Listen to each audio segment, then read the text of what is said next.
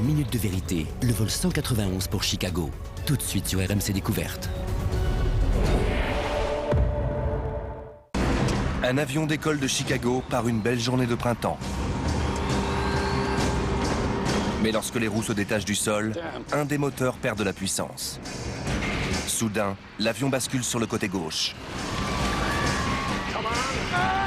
Quelques secondes plus tard, il s'écrase et se désintègre au milieu d'un terrain pour mobil-home. 273 personnes trouvent la mort.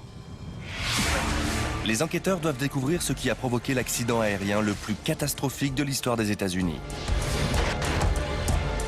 Et leur travail va faire apparaître de graves manquements aux procédures et être à l'origine de modifications fondamentales. Les catastrophes sont rarement le fruit du hasard. Elles résultent souvent d'un enchaînement d'événements malheureux que nous allons tenter de reconstituer dans cette minute de vérité.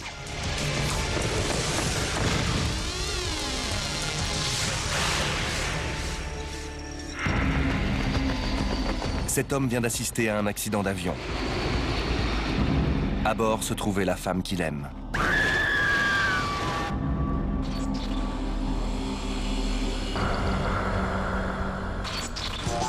États-Unis, Illinois. Chicago. 25 mai 1979. Midi. La troisième plus grande ville des États-Unis possède l'aéroport le plus fréquenté au monde. Chaque minute, un avion y atterrit ou en décolle et on totalise plus de 2000 vols quotidiens. Son espace aérien figure parmi les plus encombrés du monde. Un DC-10 d'American Airlines entame son approche finale vers l'aéroport O'Hare. Il arrive de Phoenix, en Arizona. Aux commandes, un homme de 53 ans, Walter Lux. Il travaille pour American Airlines depuis 29 ans et compte plus de 22 000 heures de vol. Bienvenue à Chicago, mesdames et messieurs, et merci d'avoir choisi notre compagnie. À 13h30, il s'apprête à partir en week-end lorsqu'un collègue l'appelle. Ce dernier doit s'absenter pour des raisons familiales et lui demande s'il veut bien le remplacer sur le vol 191 à destination de Los Angeles cet après-midi-là. Walter hésite. Ce vendredi est une veille de week-end prolongée et Walter l'attend avec impatience. Il est domicilié à Phoenix mais doit passer le week-end dans la maison de vacances familiale près de Chicago avec son fils Michael. C'est une jolie maisonnette située entre deux lacs que mon père avait acheté en 1959. Généralement, on pêchait ou on faisait de la voile. Le service qu'on lui demande oblige Walter à revoir ses plans, mais il sait que ça lui vaudra sûrement un renvoi d'ascenseur. À bientôt. On y retourne alors. Il n'a même pas le temps d'appeler son fils pour le prévenir. Il devra lui téléphoner de Los Angeles. L'enregistrement du vol 191 a déjà commencé. Deborah Ann Marouzi, 21 ans, et Doreen Malik partent pour les vacances de leur vie à Hawaï. Le petit ami de Deborah, Ray DeVito, les a accompagnés à l'aéroport.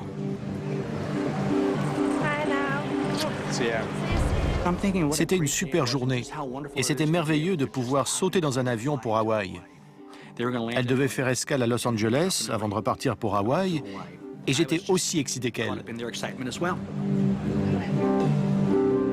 À 14h, Walter Lux retrouve son copilote James Dillard, un professionnel très expérimenté.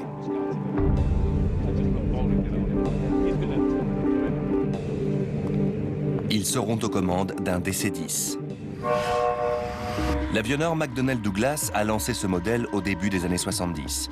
Il s'agit d'un long courrier de grande taille qui doit concurrencer le 747 de Boeing.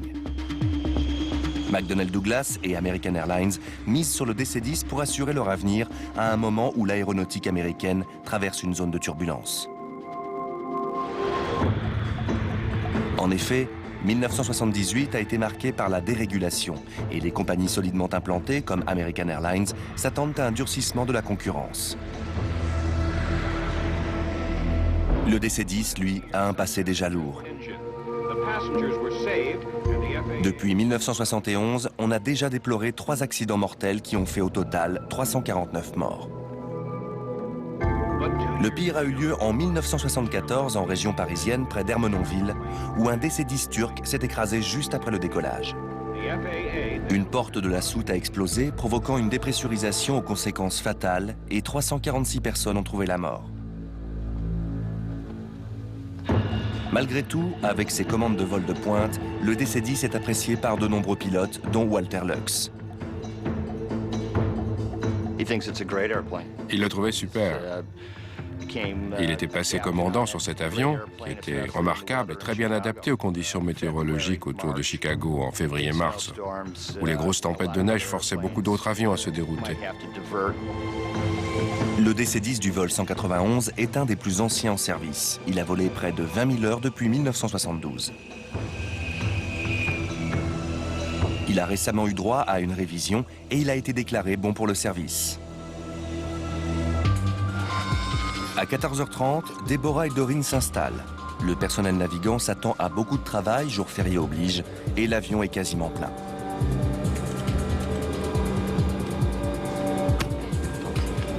Un dernier décompte confirme que les 258 passagers ont bien pris place à bord.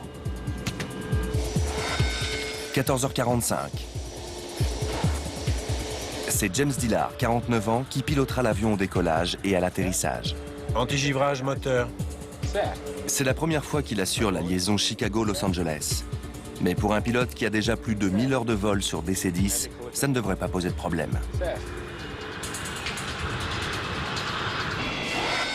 « 14h58. Tour de Chicago, American 191, porte 5, prêt à prendre le taxiway. American 191 Heavy, prenez la 32 droite près du pont. La tour de contrôle autorise l'avion à prendre la piste 32 droite. Le contrôleur aérien Ed Rucker surveille le vol 191. American 191 Heavy. Fréquence de la tour, 118 décimales. Ray DeVito assiste à la manœuvre. Au départ, j'ai été subjugué par la beauté incroyable de cet avion à la finition en aluminium rutilant. Je me suis dit, comment ce bijou peut-il voler ? À 15h01, le vol 191 marque un temps d'arrêt pour laisser un autre avion atterrir. 32 droite. Attendez en position. Une minute après, il reçoit l'autorisation de décoller. Autorisé à décoller immédiatement, 32 droite. American 191, on y va.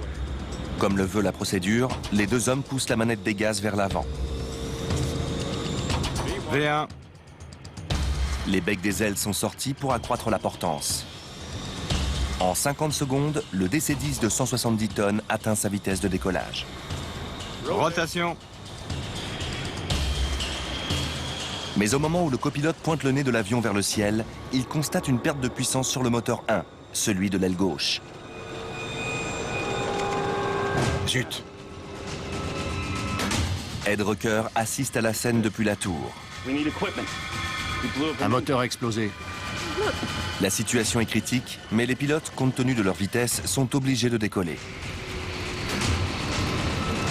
On a perdu le 1. Le train-train de la procédure de décollage a laissé place à l'inquiétude à bord du vol 191. L'avion bascule sur sa gauche, mais le copilote corrige l'inclinaison avec la gouverne de direction. Il sait que le DC-10 peut voler avec seulement 2 de ses 3 moteurs, et il a été entraîné pour faire face à ce genre de situation. Pour réduire les efforts subis par les 2 moteurs restants, James Dillard applique la procédure de la compagnie American Airlines et ralentit l'appareil jusqu'à la vitesse minimum de décollage, soit 283 km/h. La tour de contrôle prépare rapidement le retour en urgence du vol 191. American 191 Heavy, voulez-vous rentrer et sur quelle piste ? Le pilote sait que le pire n'est pas encore passé, car même si l'avion a recommencé à prendre de l'altitude, il le fait un peu plus lentement qu'à l'accoutumée.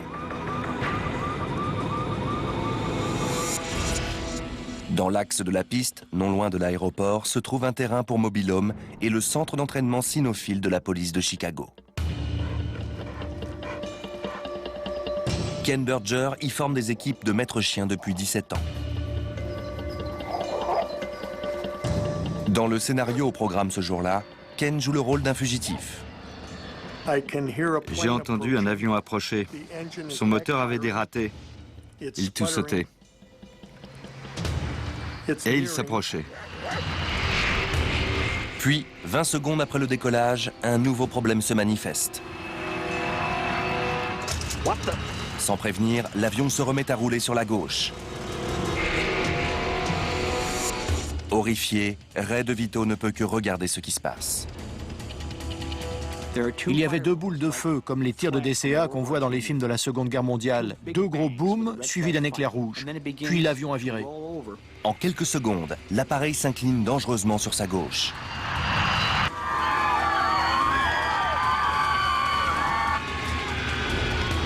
Ken Berger et ses collègues voient que l'avion a des ennuis. En sortant du bosquet, j'ai vu que d'autres agents du groupe d'entraînement accouraient. Le DC-10 plonge droit vers les mobil-homes où vivent des centaines de gens.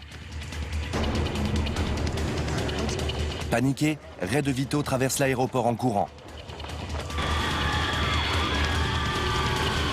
Lux et Dillard tentent de rétablir l'assiette de l'avion.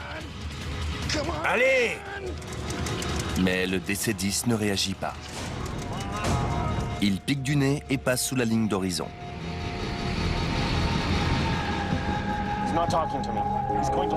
Depuis la tour de contrôle, Ed Rucker doit se contenter d'assister au drame qui se noue sous ses yeux.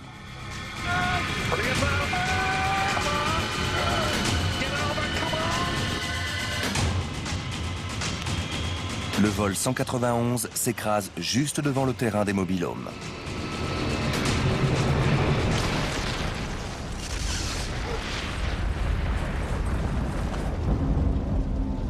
Ça a projeté une boule de feu à une trentaine de mètres en l'air. Il y avait une fumée noire et épaisse, et je sentais la chaleur. À 5 km de là, dans l'aérogare, Ray DeVito sait que l'avion s'est écrasé. Je dévalais les escaliers quand j'ai entendu l'explosion. Un grondement imperceptible dans le sol. À l'impact, des fragments d'avion balaient quelques mobil-homes. En sortant de l'aérogare, Ray DeVito se doute de la gravité de l'accident. Je suis sorti de l'aérogare et au bout de la rue, j'ai vu d'énormes nuages de fumée. Ken Berger et ses collègues sont enveloppés par cette fumée noire et épaisse. Il y avait un incendie, une odeur très âcre de carburant en flammes et de chair carbonisée.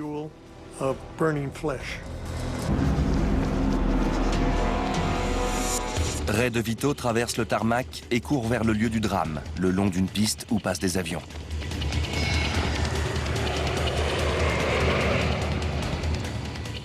Je me disais, Seigneur, accorde-lui d'être saine et sauve. Fais que l'avion s'en soit sorti et que ça ne soit pas aussi grave que ça en a l'air. Deborah et d'autres ont-ils survécu au crash?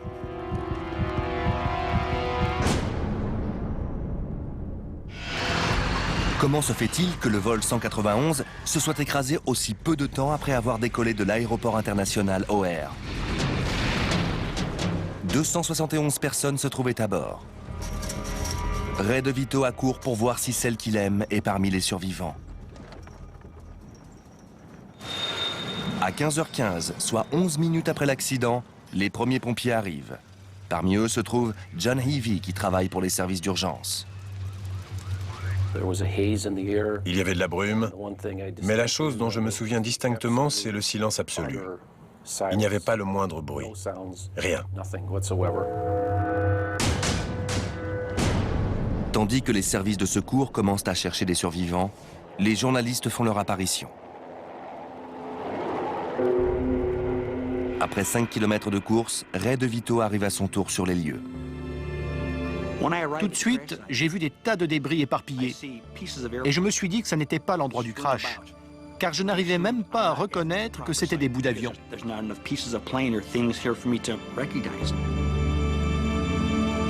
Les services d'urgence constatent vite qu'ils n'ont pas grand-chose à faire.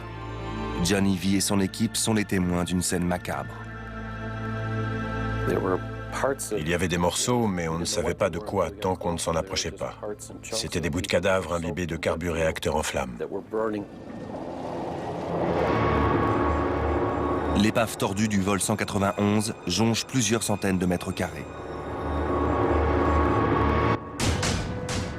Certains débris ont dévasté les mobil-homes en détruisant 5 et tuant 2 personnes.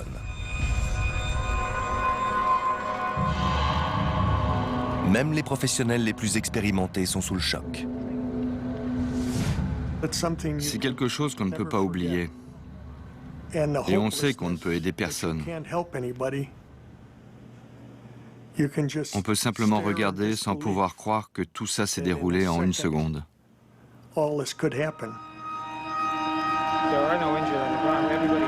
La nouvelle du drame fait le tour des États-Unis. Il a frappé le sol, le carburant a pris feu et tout ce coin a été englouti par les flammes.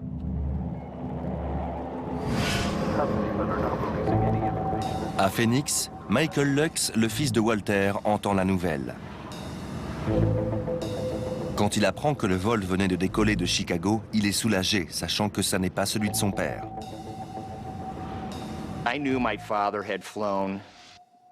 Je savais que mon père venait de faire Phoenix-Chicago. Et donc je me suis dit, Dieu merci, ce n'était pas son vol. De son côté, Ray DeVito doit accepter l'inacceptable. Sa petite amie, Deborah, est morte. Je me suis senti complètement désespéré. Je ne pouvais aider personne. J'étais là où se trouvaient tous ces gens, mais il n'y avait plus personne. Petit à petit, je me suis forcé à accepter le fait qu'il n'y avait aucun survivant. En arrivant chez lui, Michael Lux voit son monde se briser en 1000 morceaux. En entrant, j'ai vu un de mes meilleurs amis. Il arborait une mine que je ne lui avais jamais vue et ça m'a surpris. Puis j'ai remarqué que la maison était remplie de gens. Je me suis demandé où était ma mère et ce qui se passait. Puis par la télévision qui était dans l'autre pièce, j'ai appris que mon père était le commandant de ce vol. Seigneur Jésus, Sauveur du monde, nous te recommandons tes fidèles que nous avons trouvés ici, victimes d'une fin tragique. Jamais l'accident d'un seul avion a tué autant de gens aux États-Unis. Au total, 273 personnes ont trouvé la mort. Pourquoi les pilotes ont-ils perdu le contrôle de leur appareil si rapidement? En retraçant le fil des événements qui ont conduit à ce jour fatidique et en analysant en détail l'enquête qui a été faite, nous allons vous révéler ce qui est arrivé au vol 191. 11 minutes après l'accident, le NTSB, l'équivalent du bureau d'enquête et analyse, est prévenu. Dans l'heure qui suit, une équipe de 15 spécialistes se met en route pour Chicago.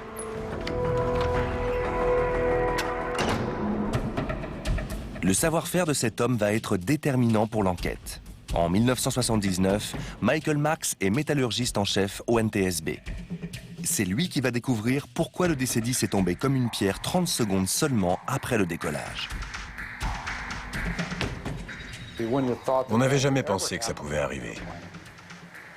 C'était donc un choc pour moi, pour vous et pour le monde entier. Il sait que l'équipe doit rapidement obtenir des résultats. Mais le travail s'annonce difficile. Les preuves sont disséminées sur 1 km² et l'ampleur du drame a attiré l'attention des médias du monde entier.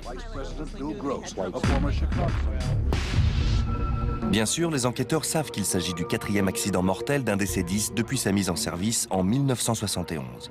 Au total, ces drames ont tué 622 personnes.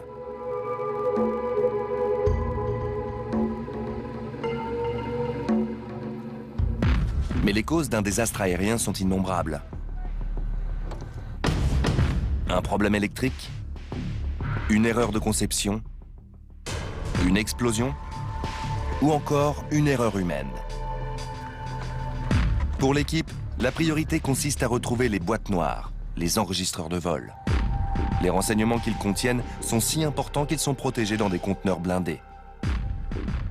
Une boîte noire peut encaisser une énergie à l'impact incroyable et résister longtemps à un incendie avant de devenir inutilisable. Mais les boîtes noires ont-elles résisté à un impact de cette magnitude? Avant de s'intéresser à ces dernières, les enquêteurs doivent commencer par le commencement. Les conditions de vol étaient parfaites et les aiguilleurs du ciel n'ont signalé aucune interférence extérieure visible, comme un autre avion ou une collision avec une nuée d'oiseaux.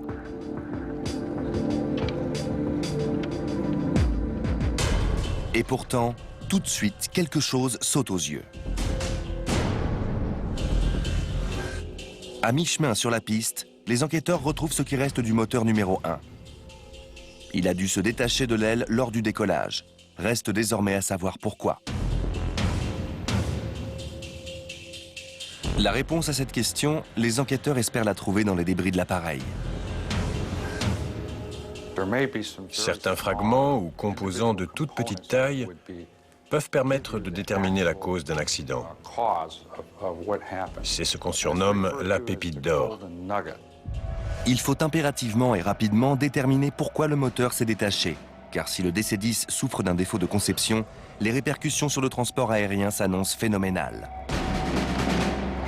En effet, près de 300 DC-10 transportent chaque jour quelques 150 000 personnes dans le monde. Et la vie de tous ces gens est peut-être en danger.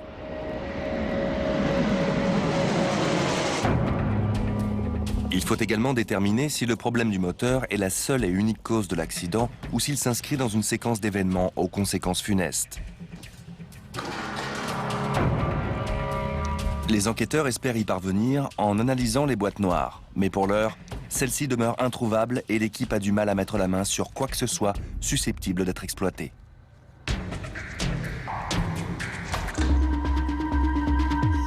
Pendant les recherches, les enquêteurs interrogent les témoins. Et là, coup de chance, ils trouvent une première preuve extraordinaire.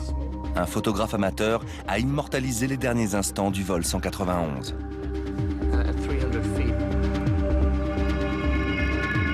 Sur son cliché, on distingue de la fumée ou de la vapeur qui s'échappe de l'aile gauche. Y avait-il un incendie à bord? Cette première preuve fait penser à une explosion. Je m'appelle Edward Rucker. Le contrôleur aérien Ed Rucker est un des premiers à être interrogé. J'ai vu un éclair jaillir de l'aile gauche et j'ai dit à mon supérieur qu'il y avait eu une explosion. La tragédie est-elle l'œuvre de saboteurs ou de terroristes? L'avion avait fini de décoller. Au fil des dépositions des témoins oculaires, il apparaît que l'accident n'a pas été provoqué par une bombe. En revanche, les témoignages de 60 personnes convergent vers un moment précis. Au moment du décollage, tous ces gens ont vu le moteur 1 se balancer vers l'avant et se retourner pour passer par-dessus l'aile.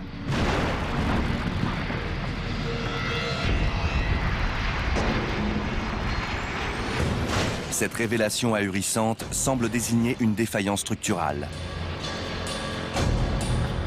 Dans ce cas, tous les DC-10 en service sont menacés. Et c'est le pire cauchemar de l'industrie aéronautique.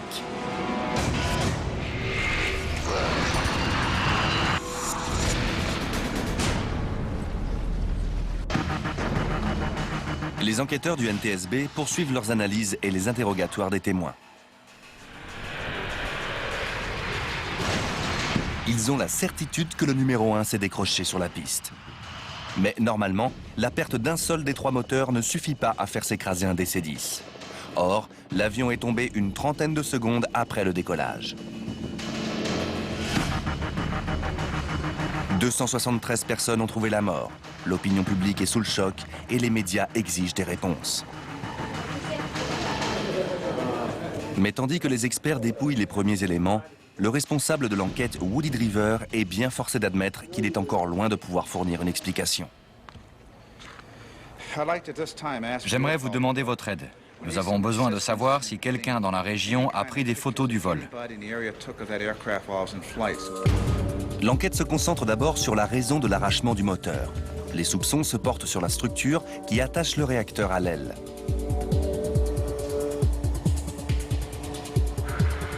Le DC-10 est doté de 3 moteurs pesant chacun plus de 5 tonnes. Un sur la queue et 2 autres sous les ailes. Ces derniers sont fixés par le mât support moteur, relié à l'aile en 3 endroits, 2 à l'avant, 1 à l'arrière.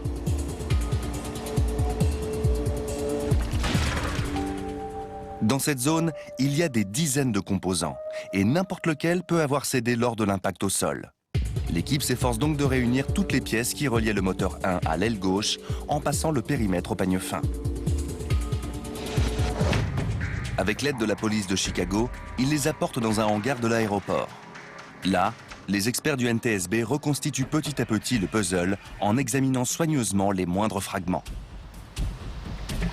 Pour chaque pièce, la même question se répète. A-t-elle été endommagée à l'impact ou était-elle défectueuse avant? Enfin, une première bonne nouvelle tombe. Un policier a trouvé les 2 boîtes noires. Oh les gars!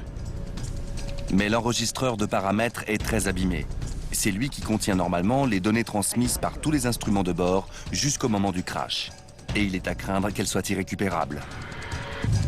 La deuxième boîte noire, l'enregistreur phonique, contient tout ce que les pilotes disent dans le cockpit. Elle est en meilleur état et paraît plus prometteuse.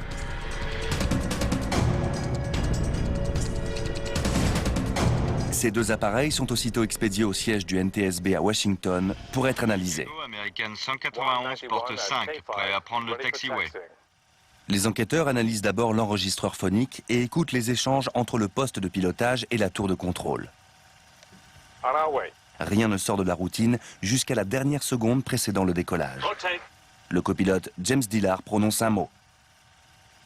Chut! Au-delà, la bande est muette. Rotation. L'enregistreur s'étant arrêté au décollage, il n'apprendra rien de plus aux enquêteurs. Chut! Chut! Chut! Vient ensuite le tour de l'enregistreur de paramètres. Son blindage a résisté à l'impact, mais à l'intérieur, la bande est abîmée. Pourtant, en collant bout à bout les morceaux de bande, les techniciens parviennent à récupérer la quasi-totalité des données. Il ne manque qu'une poignée de secondes. Et cet enregistreur a fonctionné jusque dans les derniers instants du vol. Les impressions papier font ressortir un scénario troublant. Une fois le moteur 1 arraché, le copilote est parvenu à stabiliser l'avion. Suivant les procédures habituelles, James Dillard a réduit la vitesse, mais pour une raison inconnue, l'avion s'est remis à rouler sur la gauche. Les enquêteurs cherchent donc les paramètres des ailerons et des becs de l'aile gauche, les éléments qui permettent au pilote de contrôler l'avion.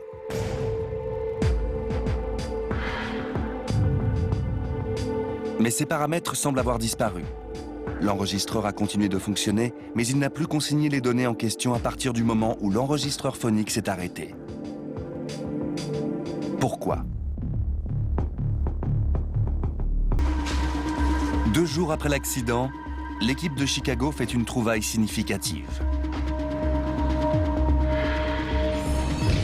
Après avoir soigneusement examiné le mât, l'élément qui maintenait le moteur sous l'aile, les enquêteurs découvrent ce qu'ils pensent être la cause probable de l'arrachement. Un boulon cassé. C'est la découverte dont l'équipe avait besoin.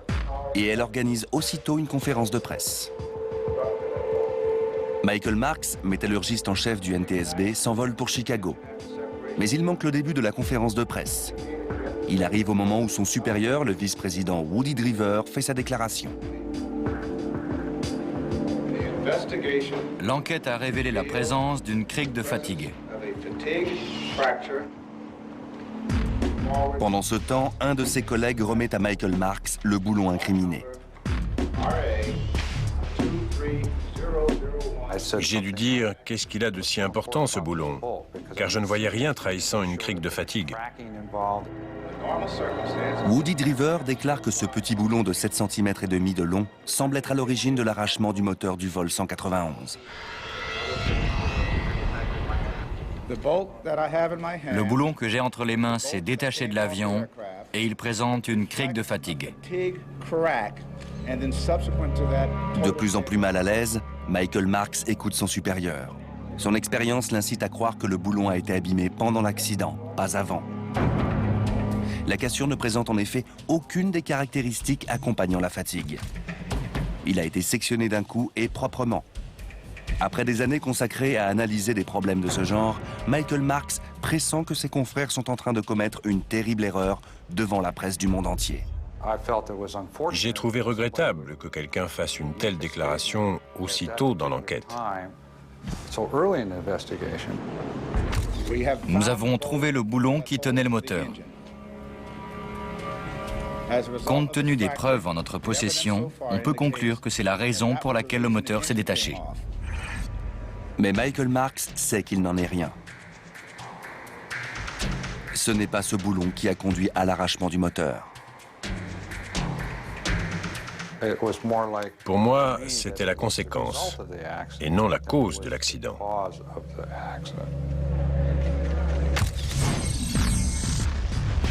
Tous ses collègues ne partagent pas son opinion. Certains restent convaincus que c'est la faute du boulon. Mais Michael Marks se fie à son intuition et passe au peigne fin les restes du vol 191. Et il retrouve bientôt un autre élément du mât, la semelle. Un examen minutieux révèle qu'elle est endommagée. Et qu'elle l'était sûrement avant l'accident. C'était un mystère que je ne comprenais pas. Mais je savais que quelque chose clochait et qu'il fallait s'y intéresser de manière plus poussée.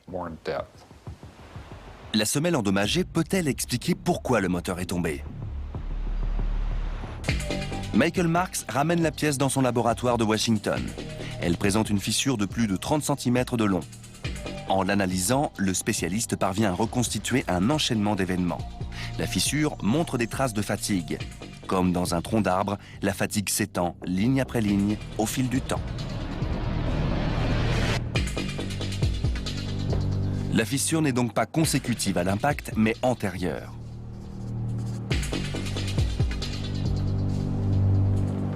Pour qu'une fatigue se manifeste, il faut qu'un facteur ait affaibli la semelle.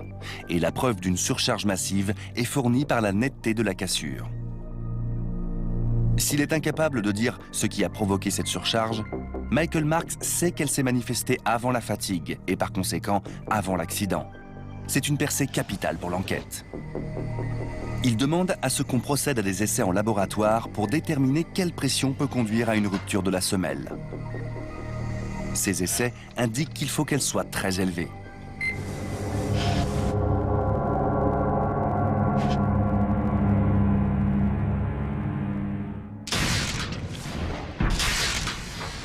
Plus de 2 tonnes 900.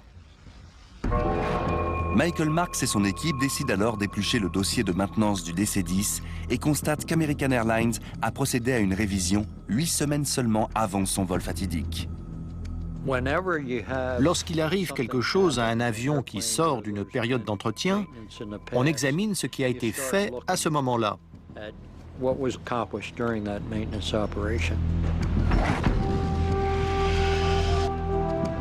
Bud Lenor, qui est alors responsable du service ingénierie du NTSB, se rend au centre de maintenance de la compagnie à Tulsa, dans l'Oklahoma, et il découvre de graves irrégularités dans le mode d'exécution des travaux. En plus de l'entretien de routine, American Airlines remplace les roulements à billes sur les mâts support moteur. Pour effectuer les révisions, le moteur et le mât doivent être retirés. Et l'avionneur McDonnell Douglas conseille de retirer le moteur avant d'enlever le mât.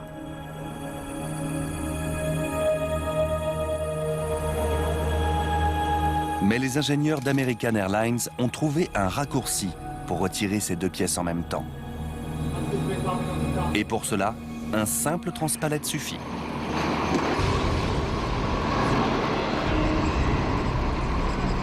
Cette procédure permet d'économiser 200 heures de travail et des milliers de dollars sur chacun des 40 DC-10 de la compagnie aérienne. Les compagnies cherchent à faire les choses le plus rapidement et le moins cher possible. Mais manutentionner 6 tonnes de métal est une opération délicate.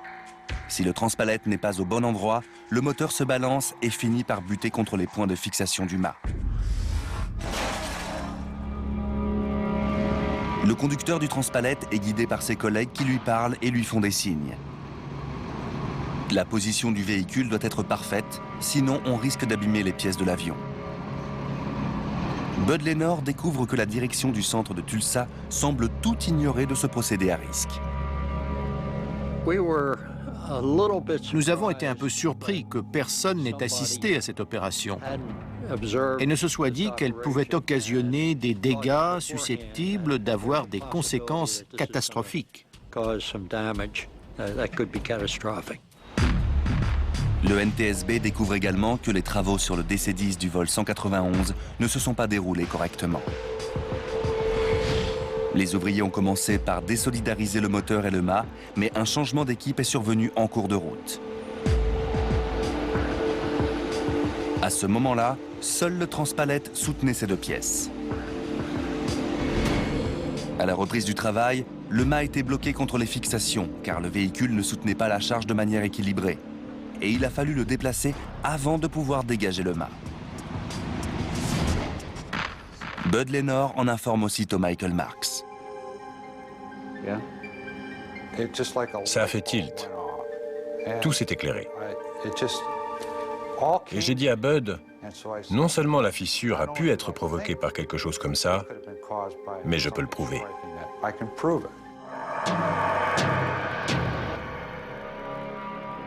La semelle est posée sur un cadre et boulonnée à une ferrure.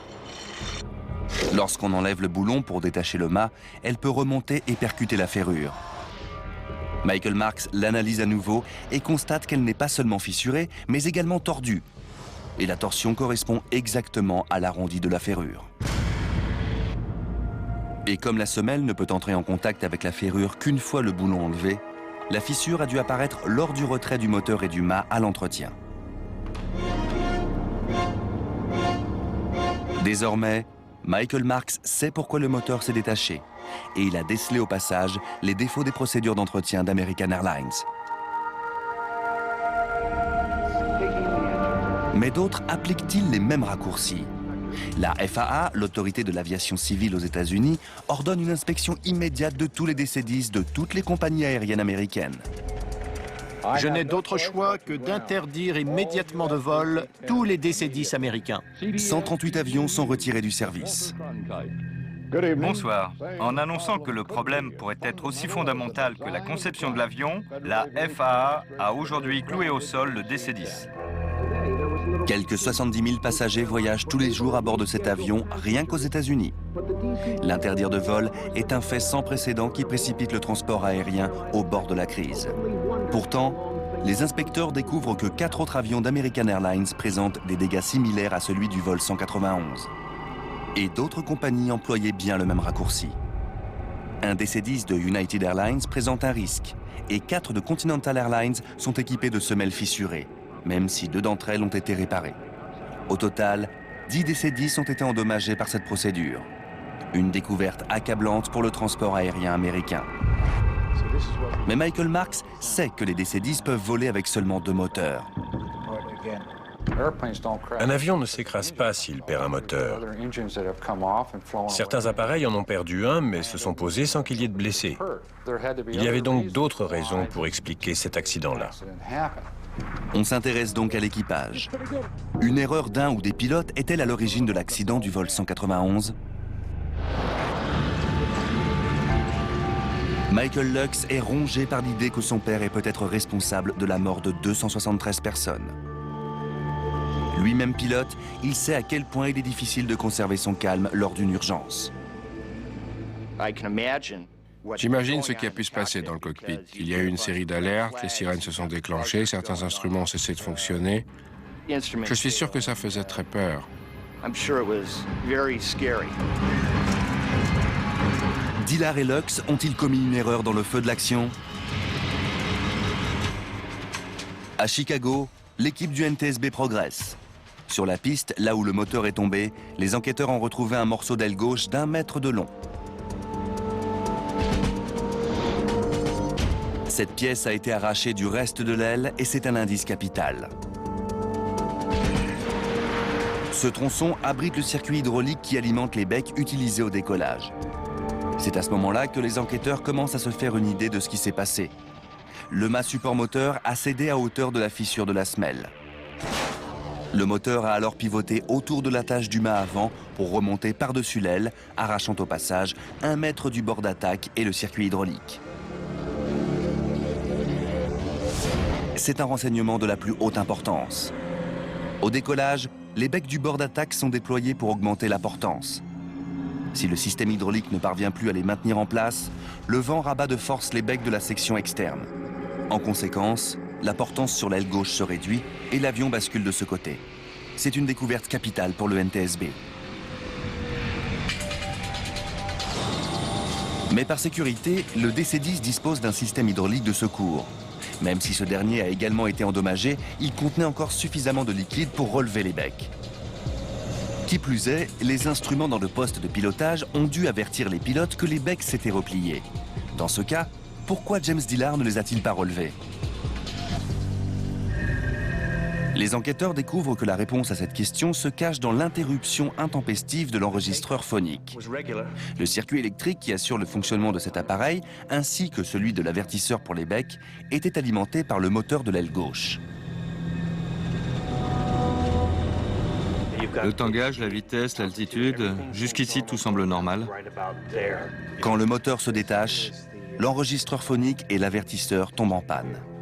Du coup, James Dillard ne peut absolument pas savoir que les becs ne sont pas dans la position adéquate.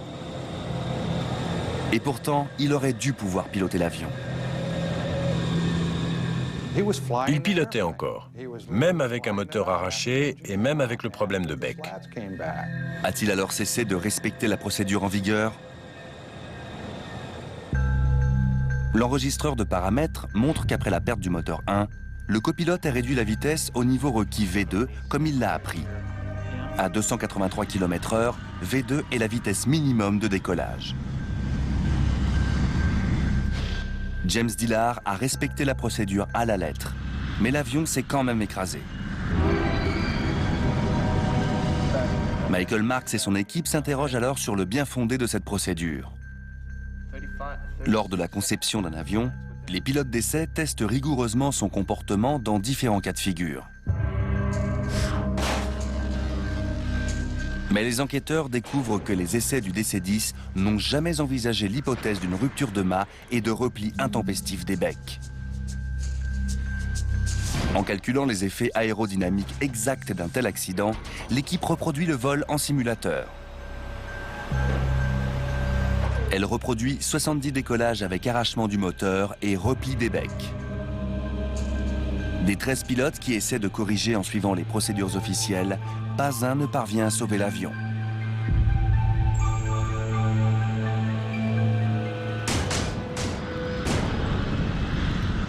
C'est le choc. Le manuel de formation contient des erreurs. Les enquêteurs concluent que la réduction des gaz en cas de repli des volets est la pire mesure qu'un pilote puisse prendre, car elle conduit immanquablement à un décrochage. Et c'est exactement ce qui est arrivé au vol 191. Le commandant Lux et le copilote Dillard n'ont donc rien à se reprocher, pour le plus grand soulagement de Michael. C'était la preuve qu'il avait fait son possible, comme n'importe quel commandant expérimenté dans cette situation terrible. Mais malgré les erreurs inhérentes à la procédure d'urgence, un instrument aurait dû permettre de sauver le vol 191.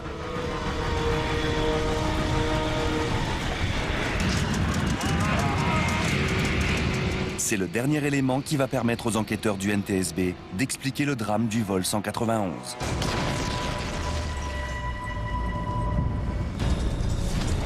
Car même si les pilotes ont à leur insu provoqué le décrochage de l'appareil, ils auraient dû pouvoir compter sur un ultime système de sécurité. En effet, lorsqu'un DC-10 est sur le point de décrocher, il émet un double avertissement très reconnaissable. Le premier, c'est l'agitateur de palonnier, qui fait vibrer le manche du pilote. Le second, c'est un voyant lumineux qui s'éclaire. Ce double système signale aux pilotes qu'ils doivent immédiatement augmenter leur vitesse. Mais sur le vol 191, seules les commandes de Walter Lux étaient équipées d'un agitateur. Et ce dernier ne fonctionnait pas. Lui aussi avait été privé d'alimentation électrique suite à la rupture du système hydraulique. Il existe bien une alimentation de secours pour l'agitateur, mais il est impossible de l'allumer lors du décollage, car les pilotes ne peuvent l'atteindre depuis leur siège.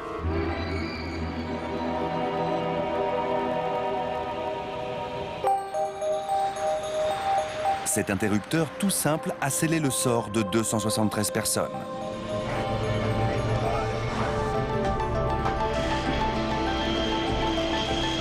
En retraçant le fil des événements qui ont conduit à ce jour fatidique et en analysant en détail l'enquête qui a été faite, nous allons donc maintenant pouvoir vous révéler pourquoi le vol 191 s'est écrasé. H-5 minutes. Le vol 191 roule vers la piste 32 droite de l'aéroport OR de Chicago.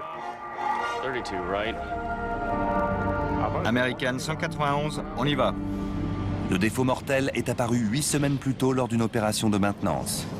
Au moment où on détache le moteur et le mât, une semelle est abîmée. À chaque atterrissage et à chaque décollage qui suit, la fissure s'agrandit.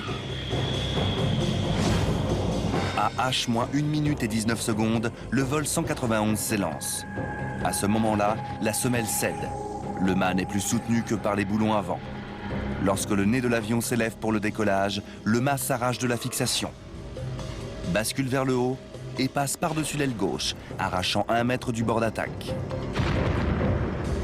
Au passage, il sectionne le système hydraulique et l'alimentation électrique de certains instruments de bord, dont l'agitateur de palonnier.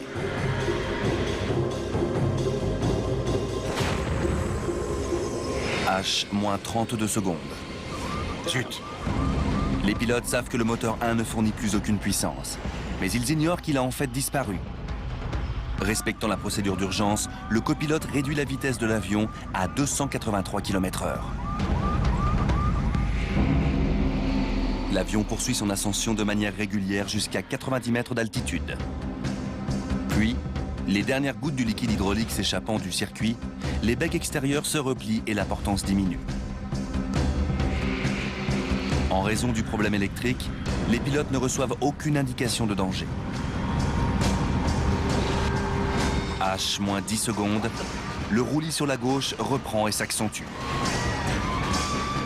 Les pilotes essaient de stabiliser l'avion qui continue malgré tout de basculer, jusqu'à ce qu'il commence à se retourner.